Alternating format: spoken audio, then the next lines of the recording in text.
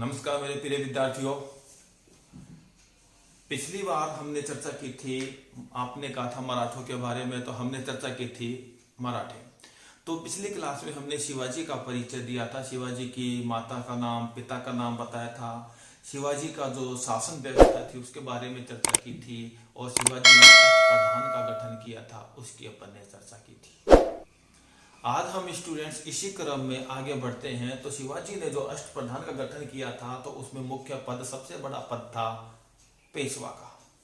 तो आज हम पेशवा की चर्चा करेंगे, और पेशवा की चर्चा करें तो आपको ध्यान रखना है, मेरे को ध्यान से सुने, वीडियो को कंप्लीट देखें, क्योंकि पेशवा के बारे में प्रश्न बनते हैं कि प्रथम पेशवा कौन था, अंतिम पेशवा कौन था, मराठा राज्य का द्वितीय संस्थापक कौन था, कुख्यात पेशवा कौन था, कायर पेशवा कौन था।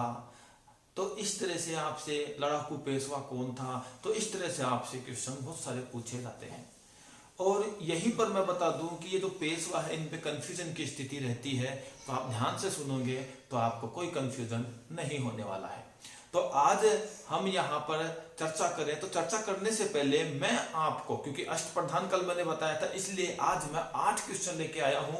जो मैं आज पढ़ाऊंगा उसी में से ही मैंने ये 8 क्वेश्चन आपके सामने बोर्ड पे लिखे हुए हैं। आप इन 8 क्वेश्चनों को बोर्ड पे स्क्रीनशॉट ले लें, और स्क्रीनशॉट लेने के बाद इन क्वेश्चन का आंसर कमेंट बॉक्स में कमेंट करें, और गलत होने पर मैं इनका सही जवाब दूंगा। इनका जवाब देना है, कंप्लीट वीडियो यदि देखेंगे तो आप इनका जवाब आसानी से दे पाएंगे। तो इसी क्रम में एक बार मैं बोल देता हूं, अगर राइटिंग समझ में नहीं आ रही हो तो देखना स्टूडेंट्स। पहला क्वेश्चन है, किस पेशवा के समय मराठा शक्ति सर्वोच्च पर थे। दूसरा क्वेश्चन है, संगोला की संधि किस किस के मध्य हुई। तीसरा क्वेश्चन है, छत्रपति को कैद करने वाला पेशवा कौन। चौथा क्वेश्चन है, पानीपत का तृतीय युद्ध का मराठा सेनापति कौन था। पांचवा क्वेश्चन है, सहायक संधि अपनाने वाला प्रथम पेशवा कौन था। छठा क्वेश्चन है, कुख्यात पेशवा कौन था। सातवां क्वेश्चन है, खेड़ा युद्ध किस किस के मध्य हुआ। आठवां क्वेश्चन है, मराठा राज्य का द्वितीय संस्थापक कौन था। तो आपने स्क्रीनशॉट ले लिया होगा। तो अब अपन शुरू करते हैं पेशवाओं के बारे में। मिटा दो इसको, मिटाओ वही बात।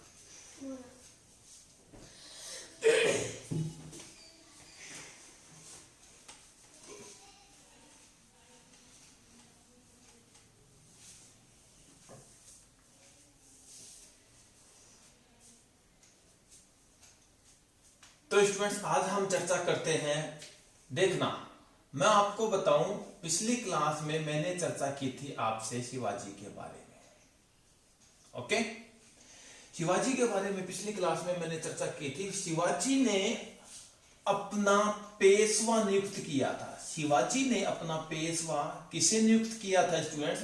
नीलो पंत को। नीलो पंत को शिवाजी ने अपना पेशवा किसे नियुक्त किया था? नीलो पंत को। और कवि कलश इसके सलाहकार थे। शिवाजी के सलाहकार कौन थे, ये क्वेश्चन भी कई बार आ जाता है। शिवाजी ने अपना सलाहकार किसे नियुक्त किया था? तो यहां पर हम कहेंगे कवि कलश। कवि कलश को इसने अपना सलाहकार नियुक्त किया था। स्टूडेंट, पिछली क्लास में मैंने बताया था आप लोगों को कि शिवाजी जो पुरंदर की संधि हुई थी, तो पुरंदर की संधि में यह तय हुआ था कि शिवाजी के पुत्र को औरंगजेब के दरबार में रखना, और उसको 5 हजारी का मनसब भी दिया गया था। तो शिवाजी का जो पुत्र था संभाजी, उसको औरंगजेब के दरबार में रखा गया था। तो शिवाजी के पुत्र को औरंगजेब के दरबार में रखा गया था, और फिर शिवाजी को भी वहां आगरा जो जयपुर भवन है वहां बुलाया गया, और धोखे से इसको बुला करके शिवाजी को संभाजी को कैद कर लिया गया था। जब इनको वहां कैद कर लिया गया तो मौका पाकर शिवाजी और संभाजी वहां से भाग निकले, और अंत में औरंगजेब ने शिवाजी को महाराष्ट्र का स्वतंत्र शासक घोषित कर दिया था। तो यहां पर हम शिवाजी की बात करें तो शिवाजी के 2 पुत्र थे। शिवाजी के कितने पुत्र थे? 2। एक पुत्र का नाम था राजा राम, और दूसरे पुत्र का नाम था संभाजी। दूसरे पुत्र का नाम क्या था स्टूडेंट्स? संभाजी। याद आ जाएगा, राजा राम। अब देखना स्टूडेंट्स, के 2 पुत्र थे, राजा राम और संभाजी। राजा राम की पत्नी, यहां पर मैं बात करूं, राजा राम की पत्नी कौन थी? राजा राम की पत्नी थी तारावती। कौन थी स्टूडेंट्स? तारावती। तो यहां लिख रहा हूं मैं तारावती। और स्टूडेंट देखना, यहां पर संभाजी की पत्नी थी येसुबाई। संभाजी की पत्नी कौन थी? येसुबाई। येसुबाई। अब स्टूडेंट्स आपको याद नहीं रह पाता, मेरे भी याद नहीं रहता था पहले कौन किसकी पत्नी थी। तो मैंने तो ऐसे याद किया कि संभाजी में शंकरवाला से आता है, येसुबाई में शंकरवाला से आता है, तो येसुबाई संभाजी की पत्नी। अब बची ताराबाई, तो ताराबाई राजा राम की पत्नी। तो स्टूडेंट्स अब यहां पर मैं बात करूं कि संभाजी जो थे, संभाजी ने औरंगजेब का जो पुत्र था अकबर द्वितीय, उसकी मदद की थी। तो संभाजी ने जब औरंगजेब का पुत्र अकबर द्वितीय की मदद की थी, तो संभाजी को हुआ क्या? औरंगजेब ने कैद कर लिया और फिर इसको मार दिया और इसकी खाल में भूसा भरवा दिया गया। औरंगजेब ने क्या काम किया? संभाजी की खाल में भूसा भरवा दिया। भूसा भरवा दिया। क्यों भरवा दिया? क्योंकि इसने अकबर द्वितीय की मदद की थी। अकबर द्वितीय कौन था? औरंगजेब का पुत्र था। अब इसकी खाल में तो भूसा भरवा दिया। अब बची इसकी पत्नी येसुबाई और इसका एक लड़का था साहूजी। येसुबाई और साहूजी, साहू जो इसका पुत्र था, इनको कैद कर दिया। कहां कैद कर दिया? औरंगजेब ने वहीं आगरा के किले में। अब इनको वहां कैद कर दिया। अब हुआ क्या स्टूडेंट्स, यहां पर आपको मैं बता दूं कि ये जो संभाजी था, इस संभाजी ने कब से कब तक शासन किया था? इन्होंने शासन किया था 1680 से 1689। संभाजी का शासन था 1680 से लेकर के 1689 तक इन्होंने शासन किया। और जब इनको मार दिया गया तो शासन मराठा साम्राज्य आ गया राजा राम के हाथ में। अब राजा राम शासन कर रहा था। अब राजा राम शासन कर रहा था तो राजा राम की भी ही जल्दी मृत्यु हो गई थी। राजा राम 1600 से लेकर के 1689 से लेकर के 1700, इसका शासन रहा 1689 से 1700 तक और इसकी जल्दी ही मृत्यु हो गई थी। जब इसकी जल्दी ही मृत्यु हो गई तो अब मराठा साम्राज्य था, अब वहां का छत्रपति बनाया गया। वहां का छत्रपति बनाया गया राजा राम के पुत्र को। किसको? राजा राम के पुत्र को। और राजा राम का पुत्र था शिवाजी द्वितीय। क्या नाम था स्टूडेंट्स? शिवाजी द्वितीय। अब शिवाजी द्वितीय को यहां का छत्रपति बनाया गया। शिवाजी द्वितीय को छत्रपति बनाया गया। अब स्टूडेंट्स ध्यान से सुनना, ध्यान से सुनना। इधर हुआ क्या कि इधर जब औरंगजेब मर गया था 1707 में, तो ये जो साहू है इसको आजाद कर दिया। जब साहू को आजाद कर दिया तो साहू आया और साहू ने क्या काम किया? साहू की ये चाची लगी, तो साहू ने अपनी चाची से कहा, तारावती से, कि अब मैं आ गया हूं, अब छत्रपति मैं बनूंगा। ठीक है ना? तो हुआ क्या कि यहां पर तारावती ने कहा कि नहीं भाई, जब ये छत्रपति शिवाजी द्वितीय है तो तू कैसे बनेगा? मैं तो नहीं बनने दूंगी। तो साहू ने इस तारावती से युद्ध किया। तारावती से युद्ध किया। यह युद्ध कहलाया खेड़ा का युद्ध। क्या कहलाया स्टूडेंट्स? खेड़ा का युद्ध। तो आपसे क्वेश्चन यदि पूछ ले कि बताइए खेड़ा का युद्ध किस किस के मध्य हुआ, तो हम कहेंगे खेड़ा का युद्ध हुआ, खेड़ा का युद्ध, खेड़ा का युद्ध हुआ तो हम कहेंगे तारावती व साहू के मध्य हुआ खेड़ा का युद्ध। और ये कब हुआ था स्टूडेंट? 1707 में। जब ये खेड़ा का युद्ध हुआ 1707 में, तो इस युद्ध में विजयी कौन हुआ? साहू विजय हुआ। कौन विजय हुआ? साहू। और साहू विजय हुआ तो साहू के हाथ में शासन चला गया और साहू ने अपनी राजधानी बनाया। किसे? सतारा को। और ये शिवाजी को कोल्हापुर का एरिया दे दिया गया था। कहाँ का एरिया दे दिया गया था इसको? कोल्हापुर, जो महाराष्ट्र में है। कोल्हापुर को राजधानी बनाया और शिवाजी द्वितीय को कोल्हापुर का एरिया दे दिया गया और छत्रपति बना साहू, जिसने सतारा को अपनी राजधानी बनाया। अब देखना स्टूडेंट्स, यहाँ बात करते हैं, साहू की बात करते हैं, तो 1700 इसने शासन किया 1708 से लेकर के 1749 तक, 1708 से लेकर के 1749 तक। वापस से देखना स्टूडेंट्स, साहू ने शासन किया 1708 से 1749 तक। अब हुआ क्या स्टूडेंट्स, इस खेड़ा के युद्ध में साहू की मदद की थी, इस खेड़ा के युद्ध में साहू की मदद की थी बालाजी विश्वनाथ ने। किसने की थी? बालाजी विश्वनाथ ने।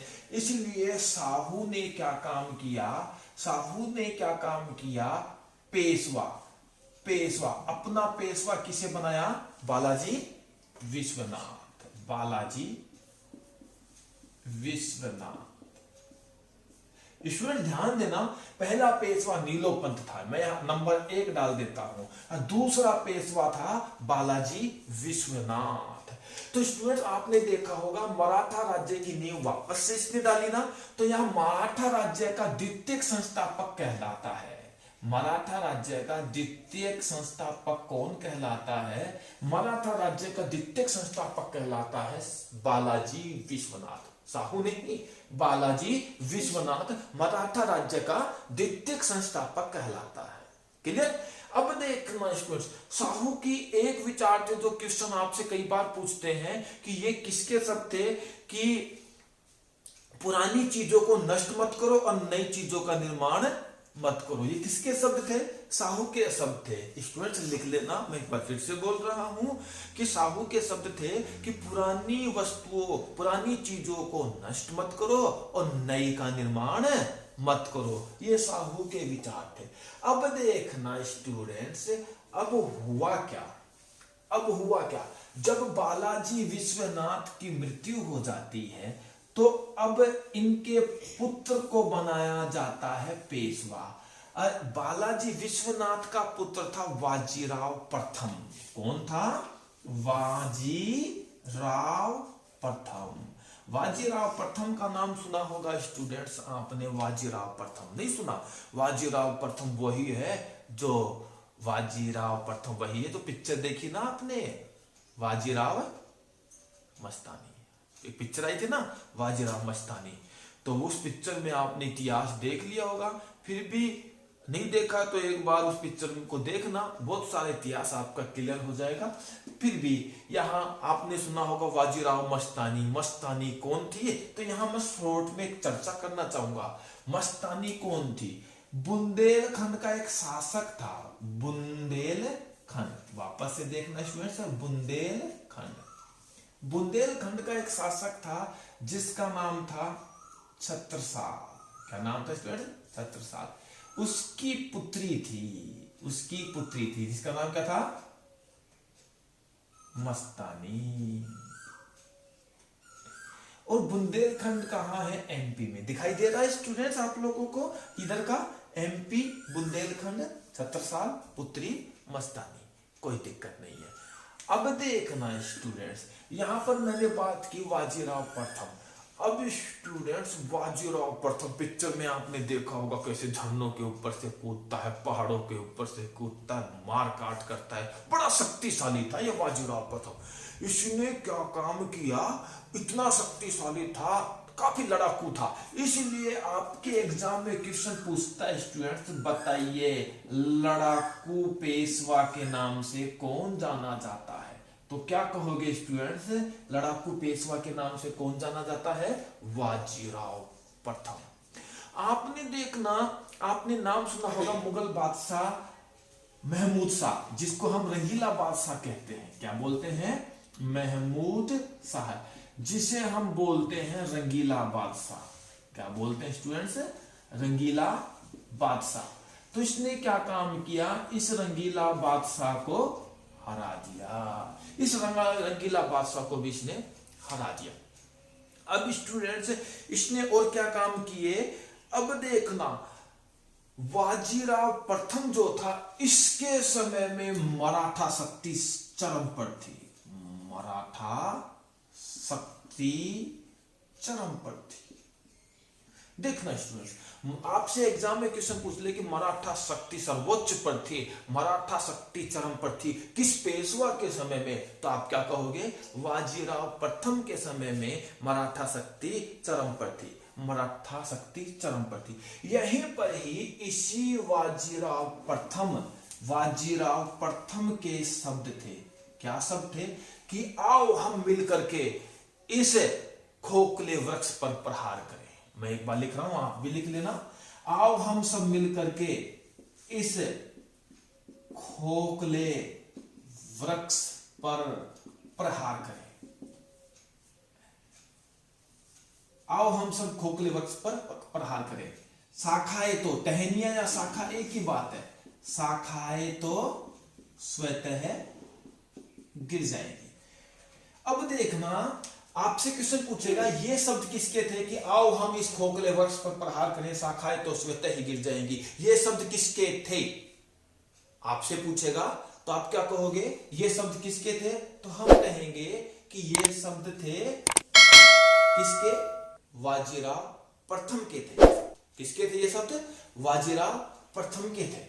अब यहीं पर ही स्टूडेंट्स आपसे पूछेगा कि यहां पर इस खोखले वृक्ष किसे कहा गया है? खोखला वृक्ष किसे कहा गया है? तो यहां पर उत्तर आता है स्टूडेंट्स, मुगलों को। किसको? मुगलों को कहा गया है। यहीं पर ही आपको स्टूडेंट्स मैं बताऊं कि ये जो साहू थे, साहू ने बाजीराव प्रथम की तारीफ की थी इसकी बहादुरता को देख करके। और साहू ने इस बाजीराव प्रथम को कहा था कि, क्या कहा था? यहां पर मैं आपसे बात करूं, साहू के शब्द क्या थे? सुनना। निसंदेही, यहां पे निसंदेही, निसंदेह, निसंदेह, निसंदेही आप योग्य पिता के योग्य पुत्र, योग्य पिता के योग्य पुत्र हो। ये सब थे। अब यहां क्वेश्चन क्या क्या बने वो सुनना स्टूडेंट्स। निश्चित रूप से आप इन्हें हिमालय के पार गाड़ देंगे। ये शब्द किसके थे? ये शब्द किसके थे? तो हम कहेंगे कि ये शब्द साहू के थे। किसके लिए कहे थे? तो ये कहे गए थे बाजीराव प्रथम के लिए कहे गए थे। यहां पर क्वेश्चन है कि निश्चित रूप से आप इन्हें हिमालय के पार काट देंगे, तो यहां इन्हें किसे के लिए कहा गया है? तो उत्तर है इन्हें कहा गया है मुगलों के लिए। इन्हें किसके लिए कहा गया है? इन्हें कहा गया है मुगलों के लिए कहा गया है। अब यहीं पर ही बात करते हैं, निसंदेही आप योग्य पिता के योग्य पुत्र हो। ये किसके लिए कहा गया है? ये भी कहा गया है बाजीराव प्रथम के लिए। और किसने कहे थे? साहू ने कहे थे। किसने कहे थे स्टूडेंट्स? साहू ने कहे थे। अब स्टूडेंट्स ये बोर्ड को मैं इधर से साफ कर रहा हूं, आगे चलते हैं, ठीक है ना।